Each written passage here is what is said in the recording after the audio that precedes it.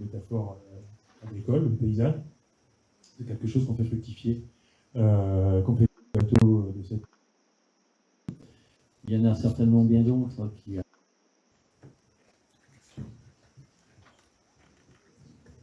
C'est plus une réflexion qu'une question.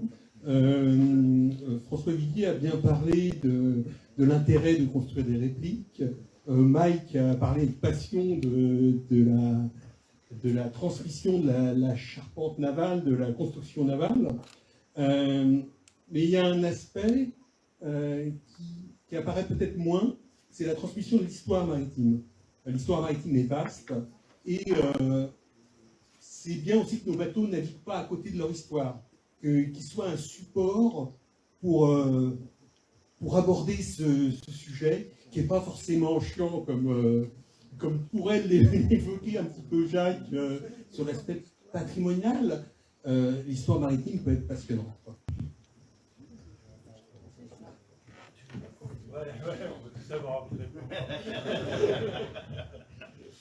On a mal compris. De transmission d'histoire aussi. C'est, pour nous, on parle de bateau de patrimoine, c'est, pour moi, c'est un côté fondamental. La raison qu'un bateau existe, c'est par rapport à son usage. Et son usage est aussi son contexte d'utilisation, le contexte de son environnement, quel que soit le matériel, le savoir-faire ou l'économie qui est autour.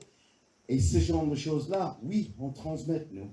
En tout cas, en scolaire à mort, pour demander à mes stagiaires, je garde toujours avec différentes histoires de bateaux. Et c'est une partie particulièrement enrichissante pour moi dans tout ce milieu. Moi, bien sûr, mon accent, c'est pas un accent breton, donc j'ai une riche histoire par rapport à ma patrimoine culture maritime américain, mais j'ai une soif pour les autres cultures. Tu demandes à Jacques à quel point j'ai questionné sur les bateaux du Pays-Bas et mon plaisir de découvrir ces bateaux-là par rapport à non plus leur type de construction, les techniques qu'ils ont besoin de faire, mais leur usage aussi. Donc tout ça, c'est pour moi, c'est un plaisir énorme.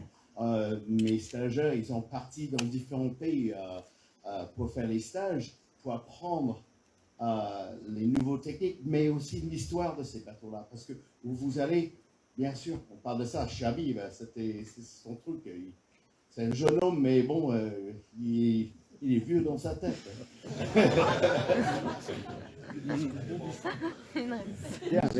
Excuse-moi, Pierre-Yves, du coup, là, vous n'allez pas vous battre maintenant. Après, c'est Laurent. Voilà. Non, simplement, je rejoins ce que monsieur a dit par rapport au lien historique qu'il y a avec les bateaux, il ne faut pas l'oublier, mais j'ai revendiqué quelque chose d'autre.